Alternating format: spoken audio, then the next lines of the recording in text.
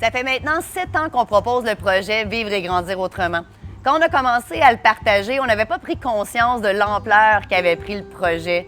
Nous, ce qu'on souhaitait, c'est avoir un impact global sur l'éducation, la santé physique et mentale des personnes autistes. Notre objectif initial était essentiellement une philosophie. Vivre, valoriser l'intégration véhiculant le respect et l'engagement. Pour nous, c'était la seule façon de faire. Cette philosophie nous permettait de mettre en lumière la force de chaque individu vers le développement de sa propre participation sociale. Vivre en communauté favorise non seulement la participation sociale, mais aussi la conscience de soi, l'autonomie, la validation sociale, la résilience. Il existe effectivement des défis d'ancrage. Donc, on doit bien faire comprendre le projet afin qu'on puisse faire un développement, un engagement social durable. On vise les entreprises, les entrepreneurs de la région afin de développer une employabilité, mais bien adaptée à chacun des individus. L'élément central, voire le plus significatif du projet est sans aucun doute notre modèle reconditionné de ressources et assistance continue, que nous, on appelle le répit intermédiaire. C'est pas très différent de ce que les centres jeunesse ont mis en place.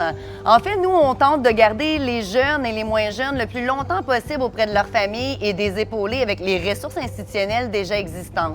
Donc, un jeune en rupture de fonctionnement ou ayant des défis complexes en cours de journée pourra rester au centre et passer la nuit, voire peut-être plusieurs nuits avant d'effectuer un retour à la maison accompagné d'une équipe.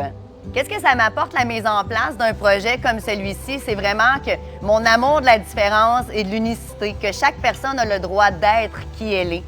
Pour moi, le fait d'avoir grandi en famille d'accueil, c'est aussi se rappeler que peu importe d'où on vient, on peut toujours aller où on veut. Mais c'est avec les stratégies qui seront mises en place que chaque personne pourra être qui elle veut vraiment être. Donc, à quelle étape du projet on en est? Bien, on en est à sa diffusion, de pouvoir le montrer et vraiment permettre à tout le monde de mieux le comprendre. Donc, on est à la première campagne de financement afin de permettre de prendre possession du super terrain qui est convoité et de payer les ressources techniques nécessaires à l'achat de ce superbe terrain. Donc, comment vous pouvez nous soutenir présentement? N'hésitez pas à faire une donation et à partager en grand nombre sur vos réseaux sociaux afin de soutenir cette fabuleuse innovation. Au nom de toute l'équipe de Vivre et grandir autrement, nous vous disons merci.